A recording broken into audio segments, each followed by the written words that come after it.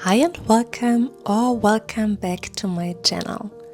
My name is Belle and I create oracle decks full of heartwarming stories and magical illustrations.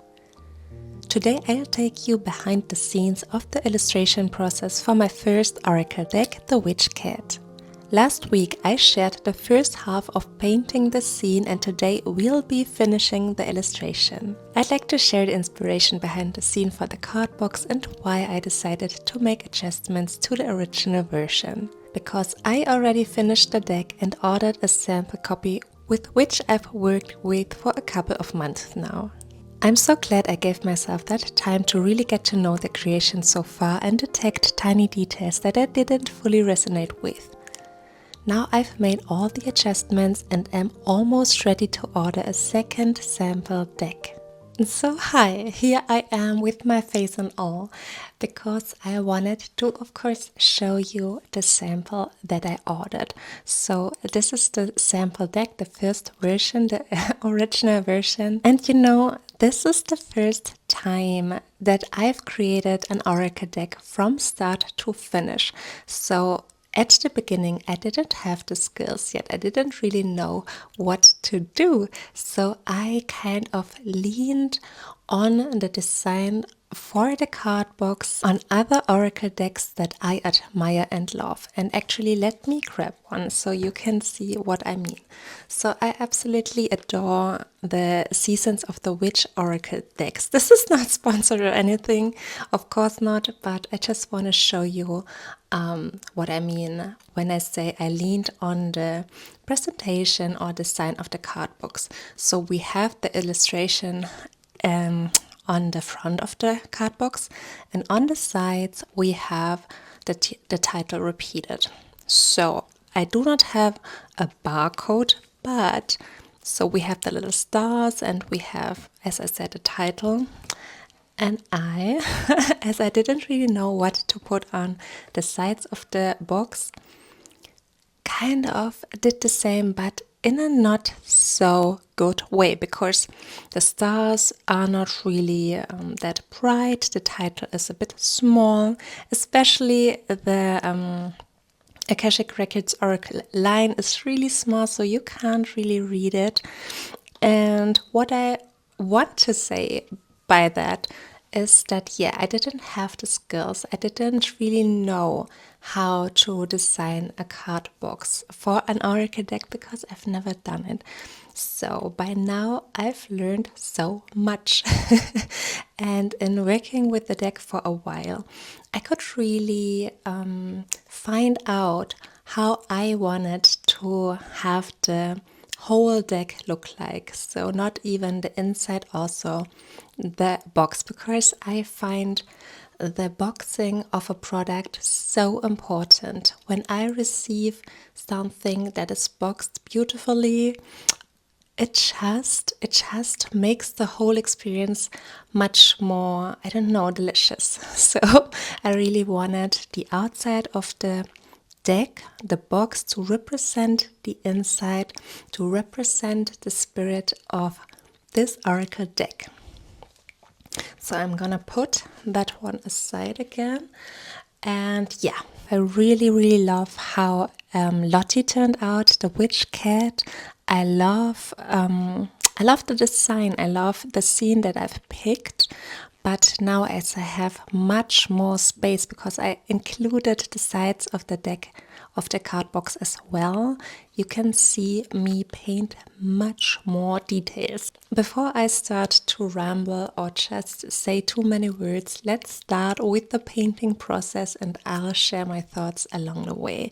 Let's go. So, as I said, for the original illustration, I found that it didn't fully reflect the soul of the deck. I absolutely love how the illustration of Lottie turned out, but the trees, the white moon, it all felt a bit too flat. The deck is whimsical, full of magical details and life, and I wanted the card box to reflect that. When someone sees the outside of this creation, I wanted them to get a feeling of what's inside. So I knew I wanted the sides of the box to carry the illustration further instead of just repeating the title. And you can see one of the most important adjustments I made was adding all the tiny details around Lottie and the pathway she's on. I also changed the look of the moon. It was originally just a simple white circle, but now as you can see, it has texture and color. I really played with light and shadow compared to the original version and added little details to make the illustration feel much more alive. This entire process has been so fulfilling, not just in terms of the artwork, but in how it's enriched my life. The skills I've gained have been invaluable, and I'm so grateful for all the beautiful characters and creatures that have become a part of this journey. The deck feels more like a friend now, more than just a tool for divination or a work of art that I'm proud of. It feels alive in my hands and it's so much fun to work with. So yeah, I'm sure you can hear how happy and proud I am of this creation, and I love how the illustration for the card box now truly represents the beauty inside the deck. It's playful, magical and whimsical energy.